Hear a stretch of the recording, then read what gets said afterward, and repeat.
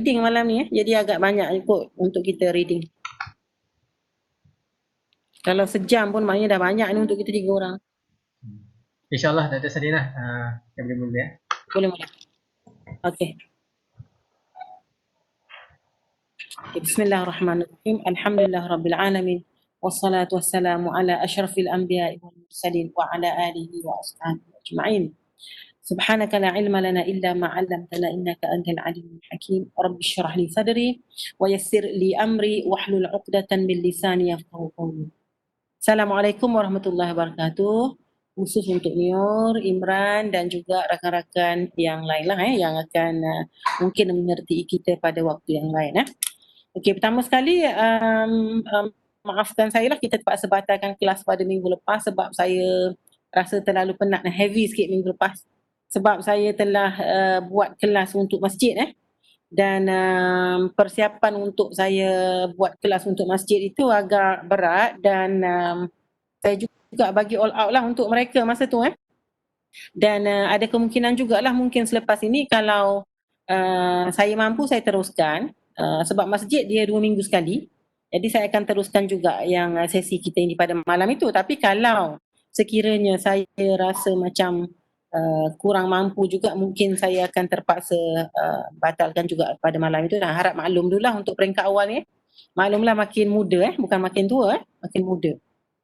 Okey, jadi pada minggu lepas itu sepatutnya saya menceritakan sedikit tentang bahasa Arab Nio, Imran.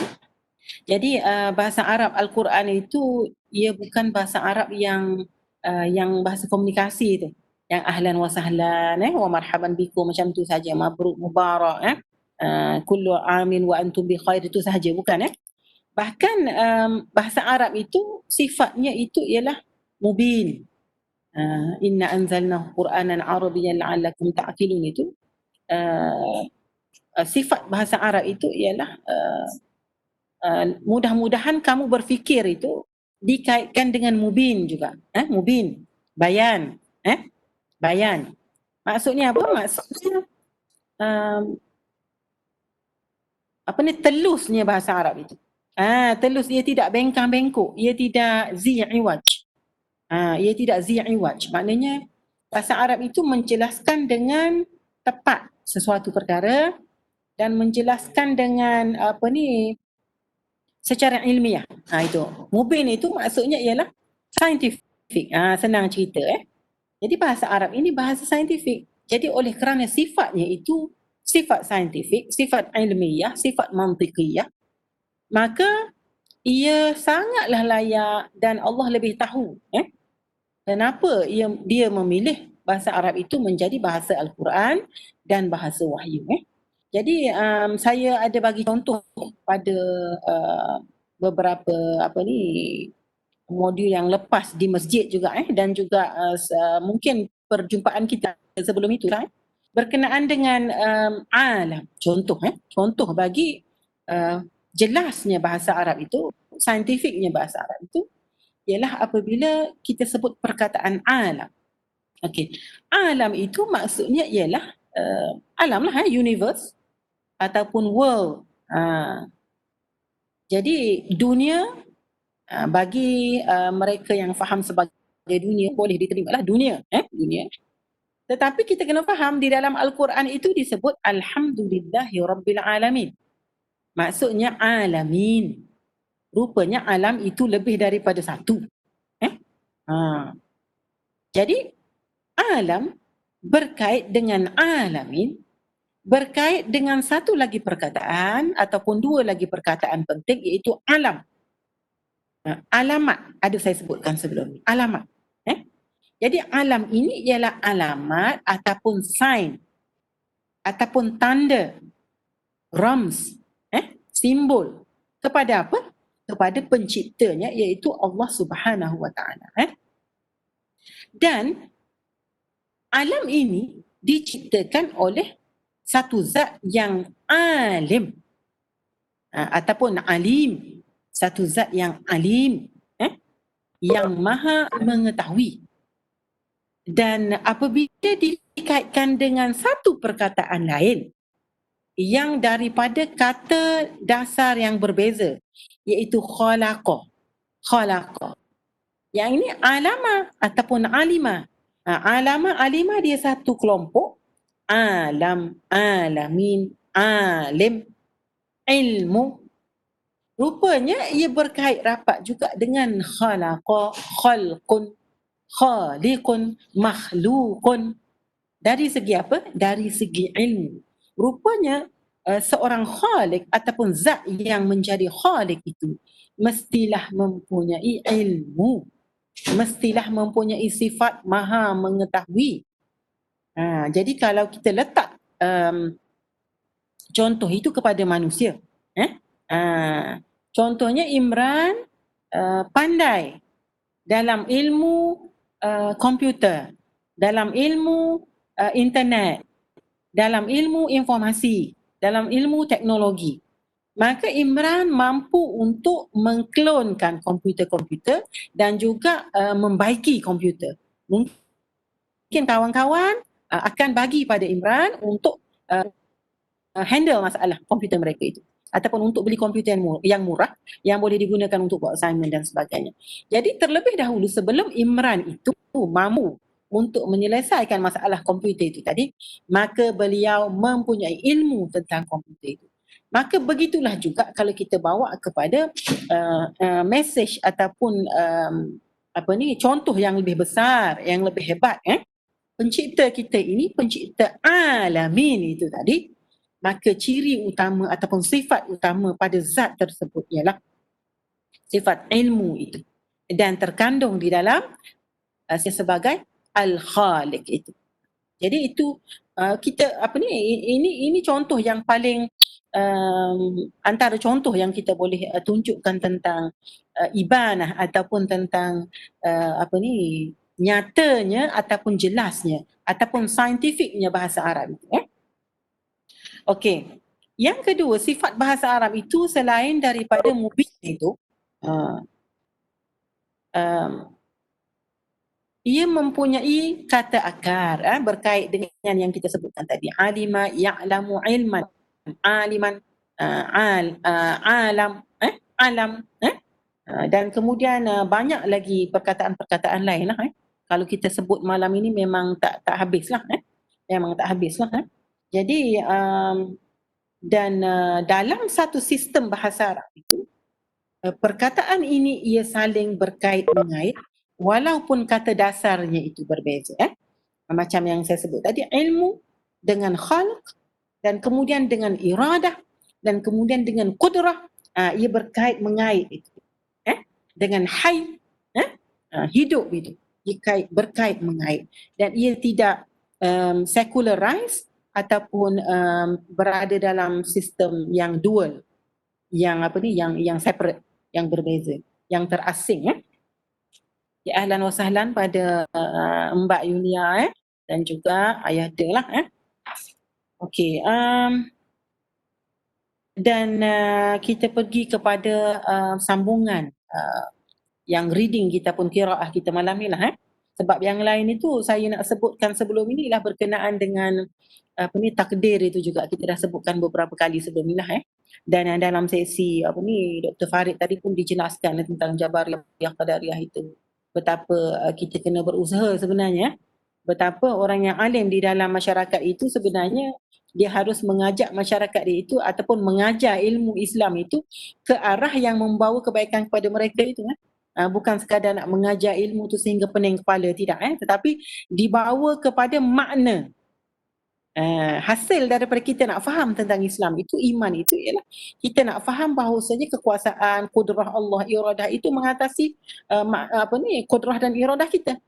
Tetapi dalam masa yang sama, kita harus menggalakkan masyarakat untuk bekerja, menggalakkan masyarakat untuk mencari ilmu, menggalakkan masyarakat untuk mencari makna dalam kehidupan.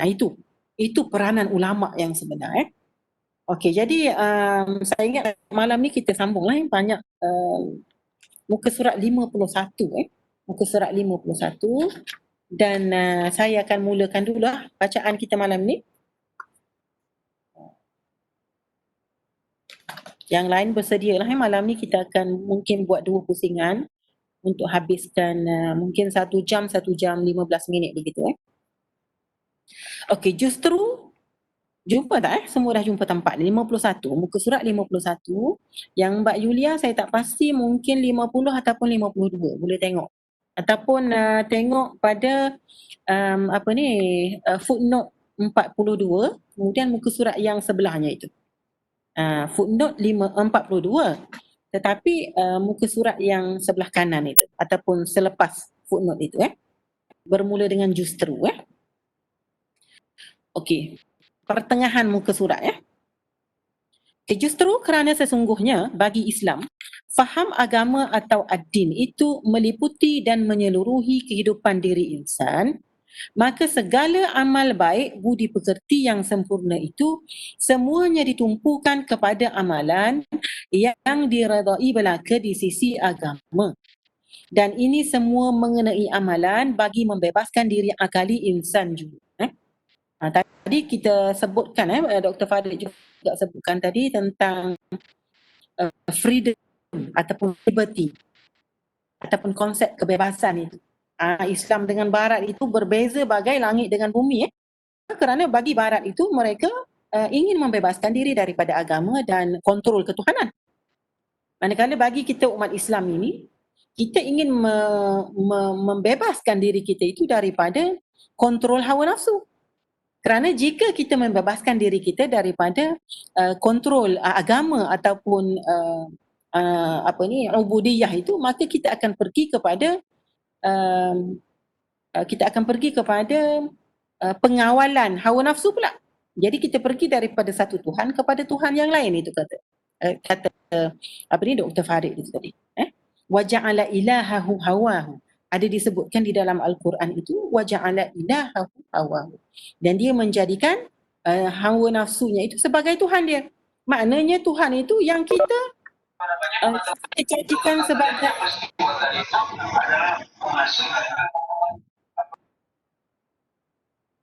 yang kita jadikan sebagai panduan ataupun teras dalam akal budi kita itu sebenarnya boleh kita katakan sebagai Tuhan sebenarnya. Contohnya kalau kita terlalu gilakan materi Indonesianya, materi, kebendaan, maka berarti seolah-olahnya kita menyembah dunia ataupun kebendaan itu. Begitu. Jadi yang kita fokuskan sangat itu sebenarnya boleh dikatakan dari aspek maknawinya itu Tuhan lah. Jadi apatah lagi dalam konsep agama dan ubudiyah yang sebenar ini, maka hakikat ketuhanan itu benarlah seperti yang diceritakan oleh Al-Quran di dalam perjanjian asali itu. Itu sebenar-benar agama, iaitu menyerah diri, keadaan takluk. Diri kita ini ditakluk oleh Allah Subhanahu Wa Taala. Begitu.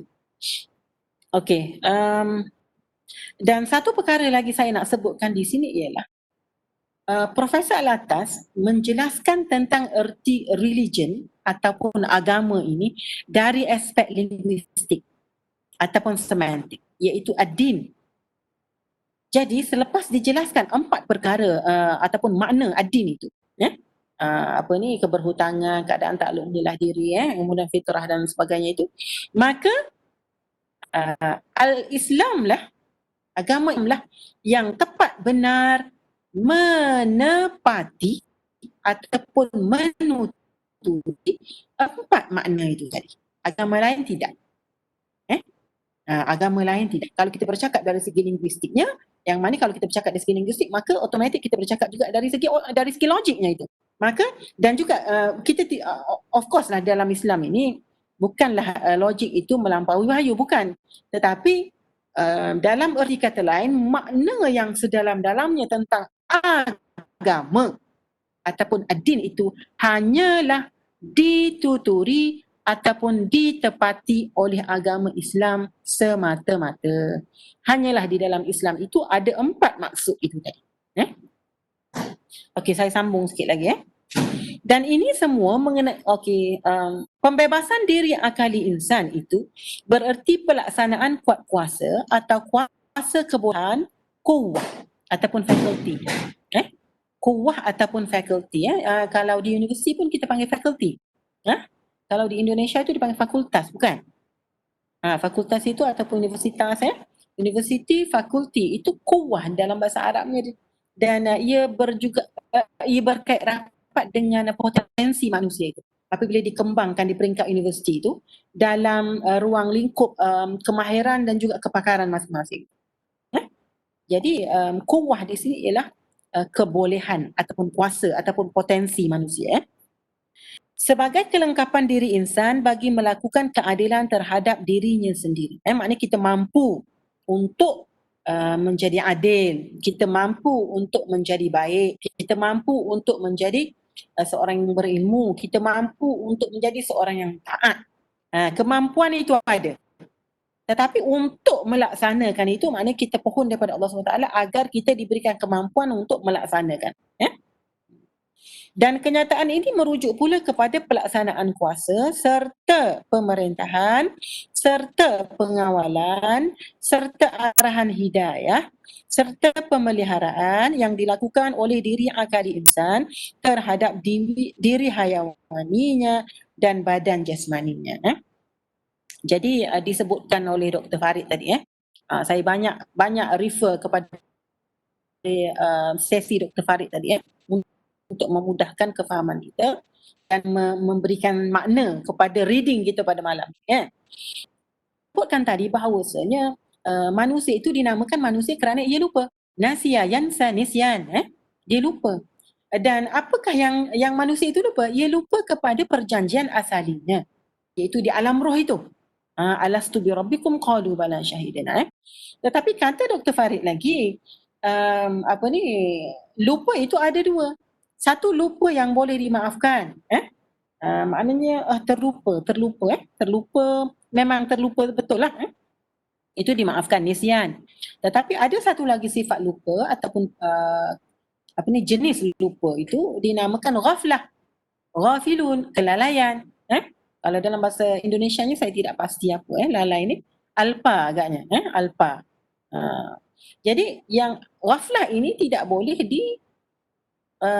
dibiarkan, bahkan harus diatasi dengan cara mencari ilmu, dan kemudian mendengar dakwah para nabi, para rasul, para ulama, dan juga orang-orang soleh dan syuhada. Jadi kita balik kepada sifat hayawani manusia itu. Ia hanya bermula ketika selepas daripada alam roh dengan rahim, iaitu di alam dunia ini, di mana apabila roh kita ini dimasukkan ke dalam jasad, maka bermulalah kejahatan itu, bermulalah ketidaktaatan itu, bermulalah ketidakikhlasan itu, bermulalah ghaflah itu. Jadi bagaimana nak diatasi? Iaitu dengan cara apabila kita mendapat zikr ataupun peringatan, tadakkur daripada ilmu yang kita pelajari itu, maka kita atasi hawa nafsu itu dengan cara mengekangnya dengan amal ibadat. Dan amal ibadat itu bukan sahaja amal fizikal kita ini, tangan, kaki, mata, hidung, telinga, bahkan melibatkan juga akal dan juga hati kita. Ketiga-tiga aspek ini. Okey. Kuasa kebolehan bagi melakukan keadilan terhadap diri akali ini sesungguhnya merujuk kepada pengisbatan yang terus-menerus serta penunaian diri itu akan perjanjian asali yang telah mengikatnya kepada Tuhan yang hak. Jadi Islam itu sendiri bermaksud submission ataupun penyerahan, dan saya telah sebutkan pada sesi sebelum ini, penyerahan dan submission ini ialah merupakan satu proses yang berterusan. Maknanya bila kita kata Islam, asyhadu an la ilaha illallah wa asyhadu anna Muhammadar Rasulullah, maka kita sudah selesai, bukan? Tetapi sentiasa ada usaha ke arah mencantikkan lagi, ke arah mentakmilkan, ke arah memperfectkan, menyempurnakan itu sehingga ke tahap ihsan. Ihsan an ta'budallaha ka'annaka tarah fa in lam takun tarah fa innahu yarah. Itu ialah tasawuf. Maknanya amal ibadat kita itu dicantikkan lagi ke peringkat yang tertinggi yang kita mampulah dan mengikut qadar kemampuan kita. Keadilan dalam faham Islam bukannya bermaksud kepada faham yang merujuk kepada suatu keadaan yang berlaku antara pihak dua orangan. Maksudnya tadi kita bercakap tentang justice ataupun keadilan dalam diri kita ini. Ada hawa nafsu, ada akal. Maka akal itu menundukkan hawa nafsu, maka terjadilah keadilan di dalam diri kita. Keadilan yang kedua ialah keadilan saya dengan seorang manusia yang lain. Contohnya Mbak Yulia. Kami bersama di Bandung itu hari. Jadi keadilannya berlaku apabila jika saya keluar, maka saya meninggalkan kunci kepada Mbak. Dan juga Mbak bila keluar itu ke kantin dan sebagainya itu maka meninggalkan kunci kepada saya ataupun dimaklumkan. Jadi jika kita tak buat begitu, maka seorang akan menunggu di luar begitu lama dalam keadaan penat dan sebagainya. Dahlah baru naik kereta kan. Kereta itu di sana kereta api. Kita di sini kereta itu mobil. Okey, jadi sudah keadaan ini sesuatu perkara antara dua insan itu apabila dilakukan dengan betul, maka sudah tentu keadilan itu dilaksanakan. Itu maksud dia pihak dua orangan. Okey, seperti antara seorang dengan orang yang lain atau seorang dengan masyarakatnya. Maka kalau dua orang, kalau lebih lagi maknanya saya dengan masyarakat, dengan jiran, dengan anak-anak murid, dengan saudara mara dan sebagainya. Dengan pemerintahnya, dengan raja, dengan Perdana Menteri saya, dengan menteri saya, dengan ketua jabatan saya. Dengan negaranya, dengan Malaysia. Dengan Terengganu, saya berada di Terengganu. Dengan Kuala Terengganu. Okey. Atau suatu keadaan yang berlaku dalam rangka dua pihak yang berasingan. Seperti pihak masyarakat dan negara. Maksudnya tadi orang perseorangan dengan masyarakat yang lebih ramai sekarang ini. Bukan orang perseorangan, maknanya masyarakat, mungkin dua masyarakat yang berbeza ataupun satu kelompok dengan kelompok yang lain. Pihak rakyat dan raja dan sebagainya ini semua. Okey, jadi Profesor Al-Atas bertanya satu soalan. Kepada soalan ini, iaitu bolehkah seseorang itu melakukan kezaliman terhadap dirinya?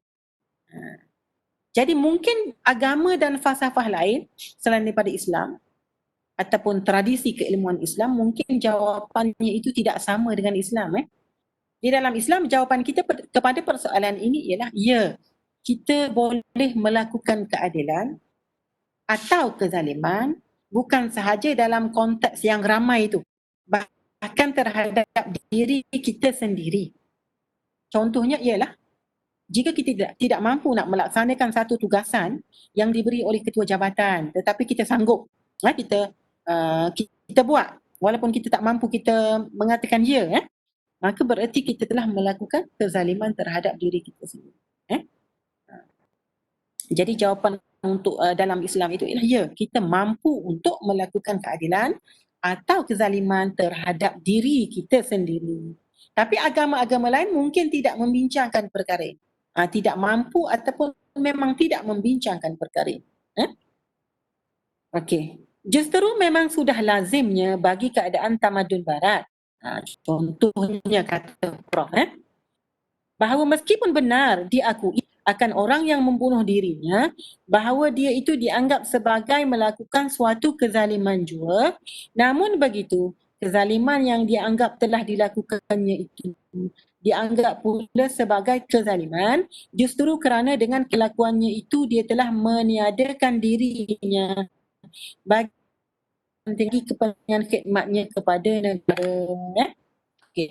Maksud Profnya begini, kalau di dalam Islam itu tujuan utama dalam hidup, tujuan utama di dunia ini, tujuan utama sebelum kita menghadap Allah Subhanahu Wa Taala ialah untuk melatih diri kita dalam ubudiyah itu menjadi insan yang berguna, insan yang baik, yang mengambil role model daripada Rasulullah sallallahu alaihi wasallam sebagai insan kamil. Maknanya Rasulullah sallallahu alaihi wasallam itu menjadi model kita, menjadi ikon kita. menjadi idola kita. Kalau kita nak guna perkataan yang diguna pakai sekarang, idola, idol tu sebenarnya berhala. Tetapi maksud di sini ialah idola, maksudnya model, tauladan kita. Maka sudah semestinya yang kita ingin baiki, ingin capai itu ialah berkaitan dengan diri kita, insan. Jadi take note sikit, perkataan insan sangat penting di dalam Islam. Tetapi di dalam tamadun barat, di dalam tradisi keilmuan barat, di dalam tradisi pemikiran barat, perkataan insan ini ditukar kepada ataupun mungkin hampir sama dengan satu perkataan lain, iaitu citizen. Citizen ini artinya penduduk ataupun warga negara. Jadi kenapa Profesor Al-Attas menceritakan tentang perkara ini? Maknanya begini. Di dalam Islam, walaupun kita merupakan warga kepada satu masyarakat, tetapi masyarakat ini, masyarakat di Kuala Terengganu contohnya, dibina ataupun dibina daripada insan yang cuba untuk menjadi ataupun menuturi insan kamil Rasulullah SAW. Begitu. Tetapi kalau di barat itu tidak ada konsep insan seperti yang kita faham. Tetapi yang ada ialah konsep citizen. Maksudnya apa? Maksudnya dalam satu negara itu, maka mestilah ada warga negara yang menyumbang kepada masyarakatnya, yang menyumbang kepada kerajaannya, yang menyumbang kepada rajanya. Jadi, dalam konteks bunuh diri itu tadi, kalau di dalam Islam bunuh diri itu tidak boleh, haram, kerana kita melakukan kezaliman terhadap diri kita. Dan kita melakukan kezaliman kepada Allah SWT. Kita tidak memahami kuasa Allah SWT. Dan kita melanggar prinsip-prinsip yang dipegang oleh seorang insan. Di barat, bunuh diri itu tidak dibenarkan ataupun zalim ataupun bad. Dipanggil bad ataupun evil. Kenapa? Kerana apabila seorang citizen itu membunuh diri, maka sudah hilanglah seorang citizen ataupun warga yang akan menyumbang kepada negaranya. Jadi kena faham, dua sebab yang berbeza. Bererti konsep state sangat penting bagi mereka. Konsep politik sangat penting bagi mereka, di mana kita ini adalah seorang warga di dalam society itu yang belajar di universiti contohnya ataupun belajar di sekolah untuk menyumbang kepada negara yang kita duduk. Jadi ia balik kepada konsep sekular ke di sini kinian. Di sini di mana? Di negara ini. Begitu. Di dunia ini. Kini, iaitu apa yang kita boleh menyumbang dalam bentuk ataupun suasana sekarang. Mungkin sekarang ini terlalu gilakan kepada info teknologi, maka itulah apa yang patut kita berikan kepada negara ini. Tetapi tidak dipersoalkan adakah akhlak kita, adab kita bagus. Adakah dari segi spiritual ataupun rohaninya kita itu bagus. Adakah dari segi insannya kita itu bagus. Itu bukan persoalan. Begitu. Okey, saya sambung sikit lagi. Telah acap kali ni maksudnya kerap, selalu, banyak kali. Telah acap kali saya di sini menyentuh perihal faham keadilan. Keadilan di sini maksudnya justice ataupun liberty ataupun freedom. Dengan mengatakan bahawa keadilan itu suatu hal atau keadaan di mana terdapat atau terlaksana suatu suasana keseimbangan. Keseimbangan ni balance. Yang mencirikan bahawa tiap sesuatu yang berada dalam keadaan demikian itu telah mencapai tempat yang tepat sempurna baginya masing-masing. Keadaan yang demikian ini kita lihat jelas ada berlaku dalam rencana tata tertib alam semesta. Jadi balance ataupun ekologi ataupun keadilan ini dia bukan sahaja bersifat kita tidak mencuri harta orang lain. Kita tidak mengambil harta orang lain. Kita meletakkan sesuatu pada tempat. Kita bermain muzik itu dengan suasana yang dengan bunyi yang harmoni. Kita menyanyikan sesuatu ataupun humming dengan intonasi ataupun ujaran yang menarik, yang harmoni. Bahkan ia juga bermaksud bagaimana kita meletakkan sesuatu itu sehingga kan ekologi ataupun sistem alam itu sendiri, alam sekitar, universe itu sendiri berada dalam keadaan dan suasana yang sepatutnya.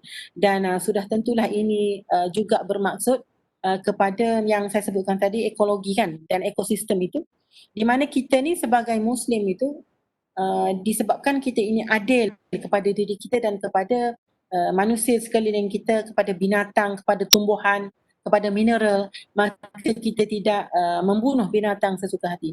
Kita tidak menebang pohon-pohon sesuka hati. Kita tidak merosakkan laut, ocean di sekeliling kita itu, dan kita tidak membunuh binatang selain daripada yang kita perlukan untuk makan saja. Dan demikian juga kita tidak melakukan perlombongan untuk mendapatkan mineral-mineral batu permata, mica dan sebagainya itu. Contoh untuk bisnes ataupun untuk perniagaan, untuk ketamakan diri kita itu dan juga keluarga kita, kroni-kroni kita, anak beranak kita, saudara mara kita. Tetapi kita ada suatu prinsip di mana kita hanya hendak sebanyak ini dan selebih daripada itu kita tidak ingin. Maka itu ialah konsep keadilan, dan konsep keadilan ini meliputi semua aspek kehidupan kita lah. Dan jika kita berjaya untuk membuat tata cara itu, maka sudah semestinya lah apatah lagi Allah SWT dengan zat dan sifatnya yang begitu hebat dan begitu sempurna itu telah meletakkan dunia ini di dalam suatu sistem universe, sistem orbit, sistem galaksi yang sebenarnya juga seimbang. Yang kalau tak seimbang pun mungkin akan berlakulah Big Bang Theory itu ataupun hari kiamat lah. Tapi itulah maknanya prinsip keadilan itu adalah prinsip yang mendasar dan meliputi, menyeluruh. Bukan saja pada diri kita, melibatkan juga mereka yang di sekeliling kita, melibatkan juga yang bukan manusia dan melibatkan juga makrokosmos ini. Kita mikrokosmos, yang besar ini, universe ini adalah makrokosmos. Okey, ataupun juga dengan lain kata, keadilan itu keadaan keseimbangan yang saksama. Saksama ni adil, berlaku antara tiap sesuatu yang mengalami keadaan itu, baik pun tiap sesuatu itu merupakan yang bersifat benda maupun yang bersifat hayati. Benda maknanya benda yang tidak hidup lah, batu, kayu, tetapi hayati maksudnya yang mempunyai hidup, yang mempunyai roh, yang bernyawa seperti binatang, tumbuhan. Bersabit dengan insan pula, maka kita katakan bahawa keadilan bererti pada dasarnya keadaan atau kedudukan yang mengakibatkan insan itu berada dalam tempat yang benar dan betul baginya. Istilah tempat di sini bukan hanya bererti dan bermaksud keadaan kedimanaan, whereabouts, duduk dekat mana, yakni tempat yang bersabit dengan ruang dan masa. Akan tetapi selanjutnya bererti dan bermaksud keadaan nisbi yang merujuk kepada nisbah antara diri insan sebagai diri hayawani dan badan jasmani bersabitan dengan dirinya sebagai diri akali bersifat rohani. Kita dah jelaskan tadilah. Maka kini mungkin boleh Mio sambung sikit. Boleh Mio? Lepas Mio ni mungkin Mbak Yuli lah sikit ke? Lepas tu Frian ni siapa? Frian ni? Teman saya. Okey. Okey, lepas tu mungkin kita akan ayah ada lah baca. Okey. Mio dulu. Suara saya jelas ya? Ya, dengar jelas. Bismillahirrahmanirrahim. Qala musannif rahimahullah. Maka kini nyatalah bahawa dalam Islam faham keadilan ini bukannya merujuk kepada keadaan yang berlaku dalam rangka dua pihak yang berasingan, seperti antara seorang dengan orang lain, atau antara masyarakat dan negara, atau antara pemerintah dan yang diperintah, atau antara raja dan rakyat. Akan tetapi lebih asasi dan mendalam lagi, keadilan itu merujuk kepada diri yang merupakan suatu kesatuan dua diri dan kepada keseimbangan peranan dua diri dalam satu diri itu. Dan inilah Okey, sekejap Amir. Sekejap Amir. Diri dekat sini ialah nafsu lah. Nafsu ataupun roh. Dan bila dikata kesatuan dua diri ni, maksudnya ialah an-nafsul hayawaniyah dengan an-nafsul natiqah. An-nafsul hayawaniyah ini hawa nafsu lah. Syahwat, nafsu syahwat dan sebagainya itu. An-nafsul natiqah itu akal. Okey, teruskan. Dan inilah. Dan inilah yang dimaksudkan dengan keadilan. Dan dia merujuk kepada diri sendiri juga, tiada kepada lain. Keutamaan faham keadilan dalam Islam itu disabitkan pertamanya kepada diri insan jiwa dahulu, dan dengan secara tiada langsung dan kemudiannya sahaja, baru dapat dia disabitkan kepada keadaan keseimbangan yang berlaku antara insan sesama insan, satu sama lain, dan antara insan dan pemerintah dan raja dan negara dan masyarakat. Maka bagi soalan, bolehkah seseorang itu melakukan kezaliman terhadap dirinya? Kita dengan tegas menjawab, ya.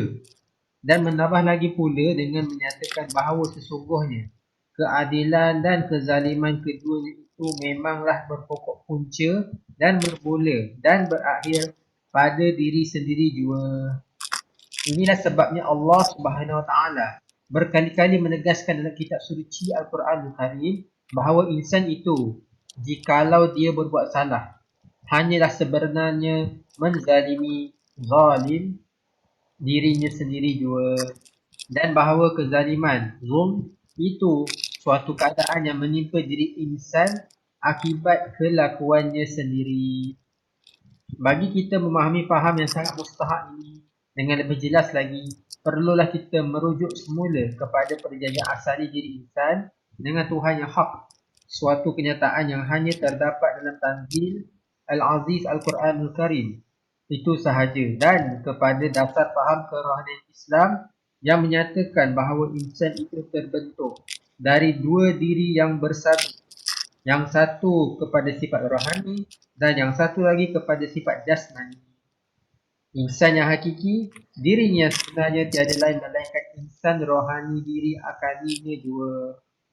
Andai kata misalnya dalam keadaan insan itu zahir, maujud mengalami kehidupan duniawi itu, dia membiarkan sahaja diri hayawaninya mengawal keadaan hidupnya, nescaya menuturi kehendak hawa nafsu yang rendah hingga merebak merajalelai seluruh dirinya itu, dan dalam keadaan begini, akibat pengawalan diri hayawani itu, dia melakukan kerja maksiat dan lain-lain lagi yang dilarang oleh Tuhan yang hak serta tiada diredainya, dan mendatangkan murkanya ke atas dirinya, ataupun insan yang sudah menjadi jahil ini langsung tiada mengakui ketuhanan Tuhan yang hak atau menafikan wujudnya. Maka dengan perbuatan sedemikian laku itu, dia sebenarnya telah menolak, menafikan dan tiada mengakui pengisbatan dirinya sendiri akan ketuhanan Tuhan yang hak, dan sesungguhnya telah pun diakuinya sebagai diri akali yang telah mengikat janji dan menyaksikan bagi pihaknya sendiri menerima kebenaran perjanjian asali dengan Tuhannya itu. Yang berbuat demikian itu dialah yang telah memungkiri janjinya, yang ingkar terhadap perjanjian asali dirinya sendiri dengan Tuhan, dan yang telah memecahkan amanah janjinya itu. Dan sebagaimana halnya dengan seorang yang mengkhianati amanah janjinya, seorang yang memungkiri kontraknya, yang dengan demikian laku itu tentu mendatangkan malapetaka pada dirinya sendiri. Begitu jugalah dengan hal insan yang berbuat salah dan jahat di sisi Islam. Insan yang tiada mahu taat menurut perintah Tuhan yang hak, malah dia menafikannya. Justru dia itu telah memungkiri perjanjian asali dirinya sendiri, telah mengkhianati amanah yang telah diterimanya. Dia telah ingkar menafikan kontrak diri akalinya dengan Tuhan Sarwa Semesta dan dengan demikian telah menzalimi diri akalinya itu. Dia telah menzalimi diri akalinya sebab diri akalinya itu jugalah yang akan turut terkena timpa balasan buruk perbuatan jahatnya kelak. Dengan ini pula harus tampak jelas pada pandangan nazar akali kita bahawa insan yang berbuat demikian itu telah membohongi dirinya, yakni diri hayawaninya, telah menafikan kebenaran yang telah diterima dan diisbatkan oleh diri akalinya, sehingga menimbulkan suatu keadaan diri insan yang telah terkena pembohongan dirinya sendiri. Okey. Okey. Mbak Yulia boleh sambung? Keadaan pembohongan terhadap diri sendiri, kadzib.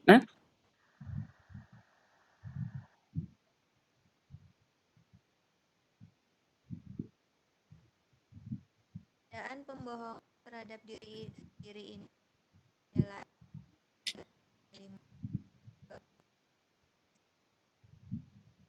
Hmm. Tak dengar kan? kedengaran. Kena kuatkan sikit. Keadaan pembohongan terhadap diri tiada lain dari kalimat kitab suci Al-Quranul.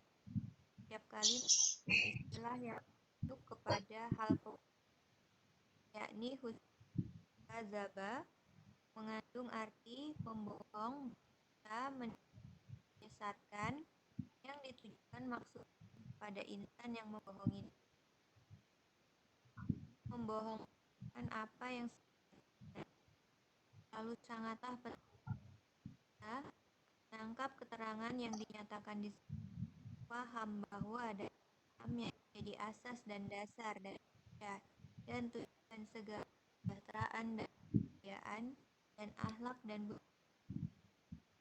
keamanan dan semuanya ini bukanlah negara. Boleh dikuatkan sikit tak volume Yulia tu? Full Ah, Marcelina. baru kuat. Tu baru kuat. Terlalu sangatlah pentingnya. Terlalu sangatlah penting bagi kita menangkap keterangan yang dinyatakan di sini. Beri paham bahwa dalam Islam yang menjadi asas dan dasar dan segala kesejahteraan dan kebahagiaan dan akhlak dan budi pekerti yang sempurna, keisanan dan keadilan